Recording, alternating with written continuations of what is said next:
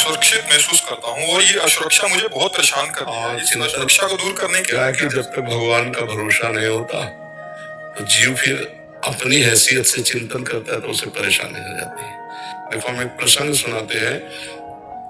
भीष्म पितामह जिस समय सेनापति बने, दुर्योधन के कौरव पक्ष के सेनापति, तो रोज 10,000 महारथी मारते थे। 10,000 महारथी भीष्म जी, महान धनुर्धर, लेकिन एक भी पांडवों को खरोच नहीं आती थी। तो दुर्योधन जल जाता। जब शाम के युद्ध का निर्णय सुने, बोले एक भी पांडव नहीं मारा गया। भीष्म जैसे सेनापति एक भी पांडव नहीं मारा गया। तो उनके शिविर में जाकर के रोज इस बात के लिए झगड़ा करता। तो भीष्म जी भाव में आए तो 5 बाण निकाल के रख दिए और कहा, कल मैं यदि जीवित रहा तो 5 पांडवों का वध निश्चित समझो। अब ये खबर फैल गई पूरे दोनों शिविरों में कि भीष्म ने प्रतिज्ञा की, कल 5 पांडवों का वध होगा।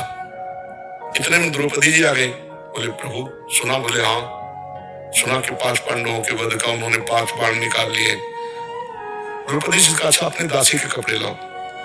भगवान ने दासी के वस्त्र पहने।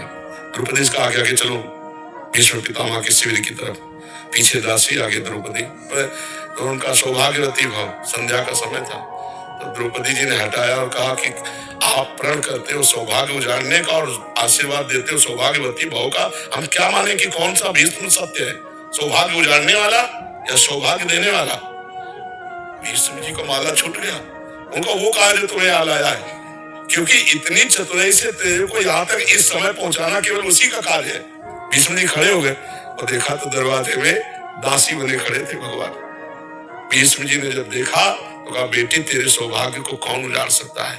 हम जैसे सैकड़ों भीष्म तो भी नहीं उजाड़ सकते, जिसका रक्षक है गोविंद तुम्हारे लिए दासी बन के आया है। अब भगवान लौट करके आए तो देखा पांडव चैन से सो रहे हैं। पांडवों को जगाया, उनका भीष्म ने प्रतिज्ञा की है 5 पांडवों को मारने की। बोले हाँ पता है। बोले तुम चैन से सो क्यों रहे हो? बोले जिसके तुम रक्षक हो तो चैन से हम सोए, आप खुद व्यवस्था करो।